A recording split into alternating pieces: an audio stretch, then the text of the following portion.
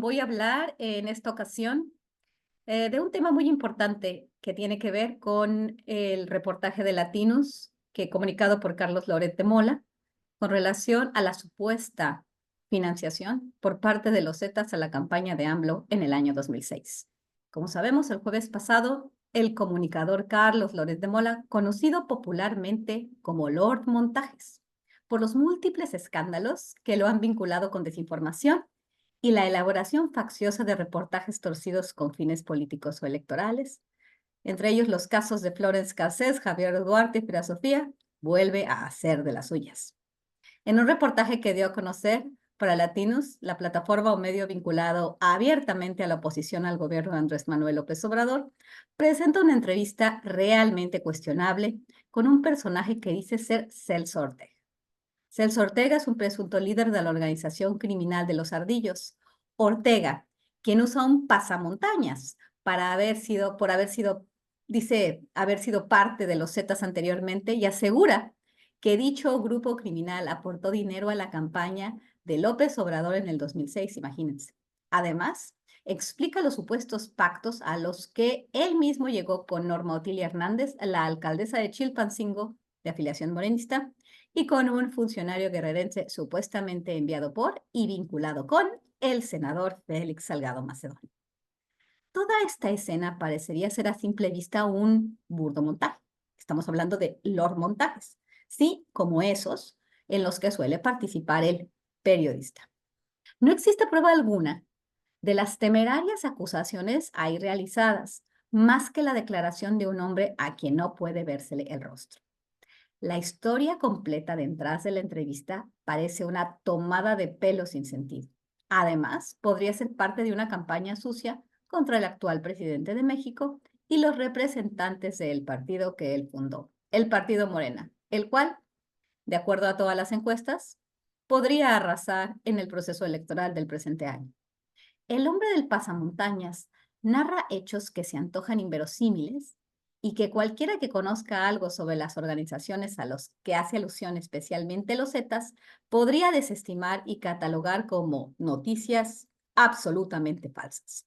Llama la atención la pésima calidad del reportaje y el bajísimo nivel de la estrategia electorera que vuelven a demostrar la torpeza y la total incompetencia del grupo que lidera la oposición al gobierno de Andrés Manuel López Obrador.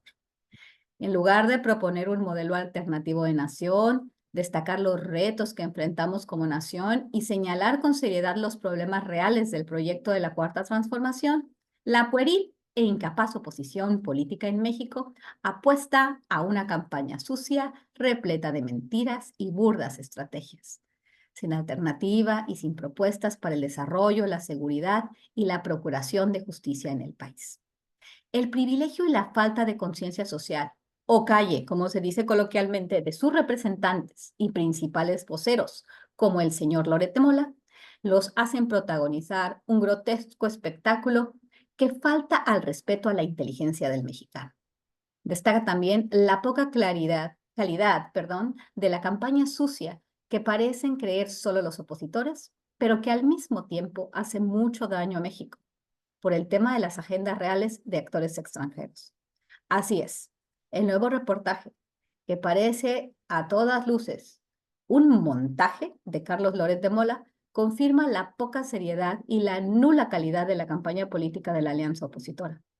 En este caso, sorprende el nivel de desinformación que se propaga con esta entrevista.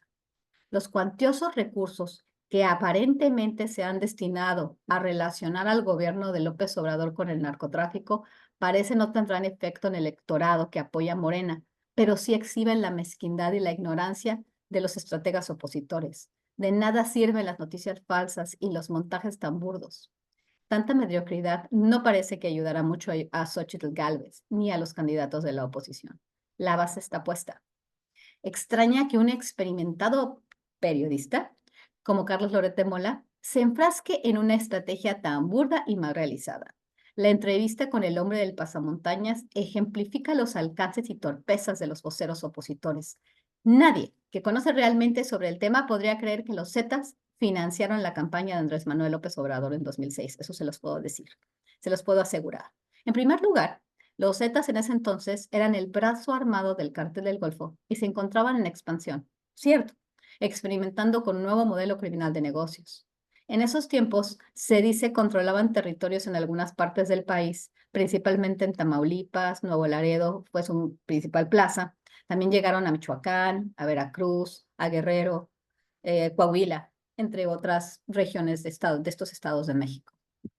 Pero no obstante, hablamos realmente de un grupo de sicarios, no una organización que pues se dedicaba a otras cosas. Simplemente este grupo de sicarios se dedicaba mayormente a la extorsión y al secuestro y operaban de forma muy distinta a los mal llamados carteles de la droga. Esto es muy importante. Al estudiar a los Zetas, el periodista Ricardo Ravelo se refiere a una franquicia criminal. Yo hablo de paramilitarismo criminal. Hay que entender que no es lo mismo que esta visión regular de lo que es un denominado cártel de la droga que tiene una estructura más horizontal con un liderazgo claro. La simple idea de que los Zetas financiaron la campaña de AMLO en 2006 resulta ridícula para todos aquellos que entienden de qué se trata esta organización y si se sigue una cronología de hechos o se realiza un análisis serio del desarrollo de este grupo y la configuración de este grupo también. Los Zetas en 2006 no eran un cártel de la droga como aquel que está en la mente de muchos que no conocen del tema, pero que ven muchas series de Netflix y se han adentrado en la narrativa estadounidense del narco y el narcoestado.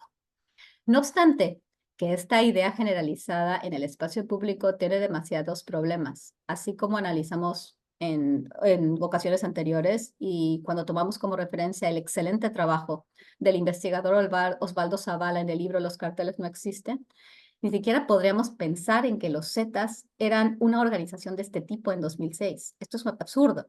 En otras palabras, los Zetas no eran una organización delincuencial con presencia y control del narcotráfico a nivel nacional como para financiar una campaña presidencial. ¿Se entiende ahora por qué el reportaje resulta tan faccioso? En esos años, es muy importante entender esto, los Zetas existían como el brazo armado del Cártel del Golfo. Aún estaban bajo el liderazgo de Osier Cárdenas Guillén, que se encontraba preso en México.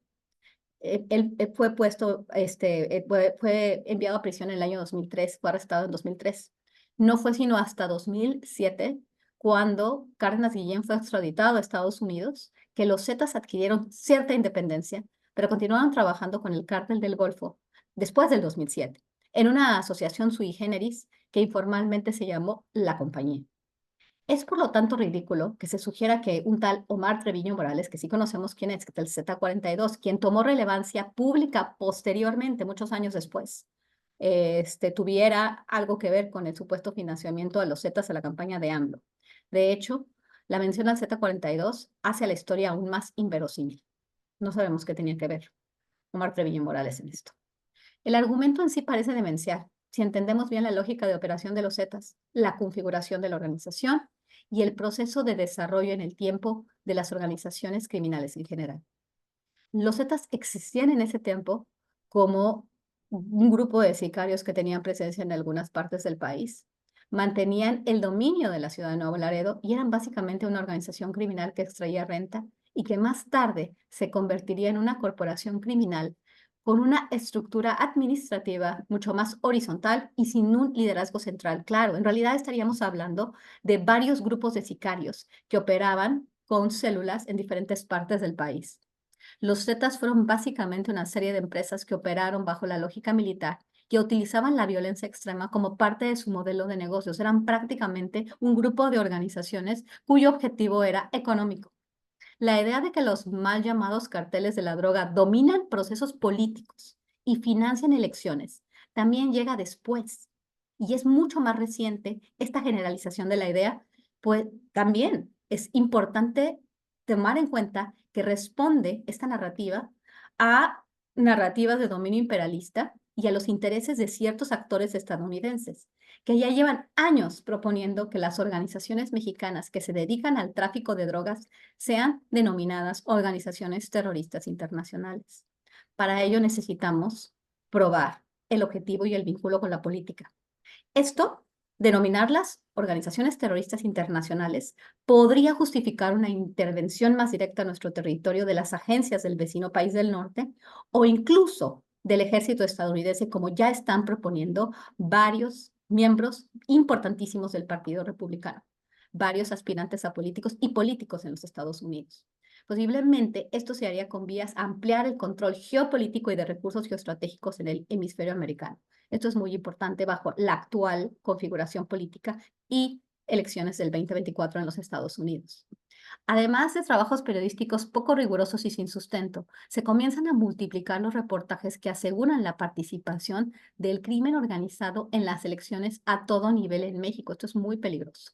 Incluso hay trabajos académicos serios que desafortunadamente tienen importantes problemas conceptuales, que tienen modelos que se presentan como muy serios, como los de Melissa Adel, de la Universidad de Harvard, o de Amalia Pulido, y otros que contribuyen a generalizar la idea de que las organizaciones dedicadas al tráfico de drogas, les llaman en inglés Drug Trafficking Organizations o DTOs, influyen en las elecciones y por lo tanto en el poder político en el país. Repetir esta idea como académicos, periodistas, de todo tipo, ¿no? Tanto serios como poco rigurosos, hay de todo.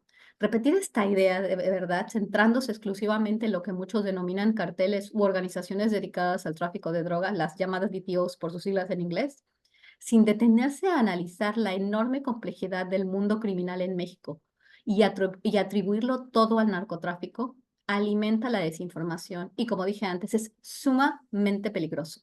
La configuración de todo el mundo criminal en México tiene muchas organizaciones que operan bajo distintos objetivos, que tienen distintos objetivos, y no solamente estaríamos hablando de drogas, de extorsión, de secuestro, especialización, y es muy difícil atribuir toda la violencia que sucede en México a los llamados cárteles mexicanos. Lo anterior contribuiría a avanzar la agenda imperialista estadounidense y de intervención, incluso en la incursión a territorio mexicano por parte del ejército de Estados Unidos, como se está proponiendo y como se estuvo proponiendo una gran parte del año anterior y se va a continuar proponiendo este año en la campaña para las elecciones de noviembre del 2024 en los Estados Unidos. Pues esta agenda se contribuiría a esta agenda al adscribir a los llamados carteles de la droga mexicanos una agenda u objetivos político-electorales, cuando sus objetivos son mayormente económicos. Pero aquí ya estamos llegando a apoyar esta narrativa y apoyarla directamente. Ellos tienen muchísimos elementos para hacer esto efectivo si a veces si lo consideran, si seguimos alimentando esta narrativa falaz.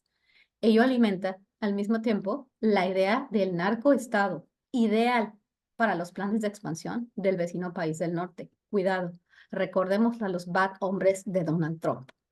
Como mencioné yo anteriormente, algunos grupos y actores políticos estadounidenses han buscado incansablemente denominar a los carteles de la droga mexicanos como organizaciones terroristas internacionales, lo cual justificaría la presencia directa de las agencias de seguridad de ese país, incluso el ejército en territorio mexicano.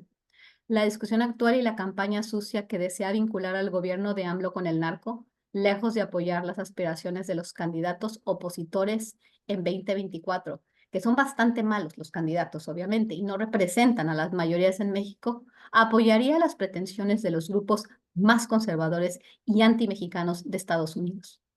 Le estarían haciendo el trabajo sucio. Mediante esta burda estrategia electorera, se le adscribe de facto un amplísimo poder político y una agenda política a cualquier grupo del crimen organizado de origen mexicano, pues el término cartel o cártel representa un concepto bastante amplio y abstracto que puede ser utilizado para denominar a todo grupo delincuencial en México, aunque no sea de incumbencia para Estados Unidos y su guerra contra las drogas. Eso es lo que quiere hacer Estados Unidos, que todo tipo de violencia sea relacionado con el tema que a ellos les importa y que pueden hacer efectivo. Esto es sumamente peligroso.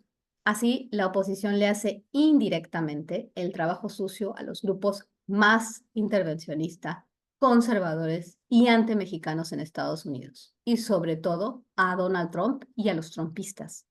quienes al igual que Lord Montajes y sus aliados y financistas desinforman y le faltan totalmente al respeto a la inteligencia del pueblo mexicano. Muchas gracias por su atención.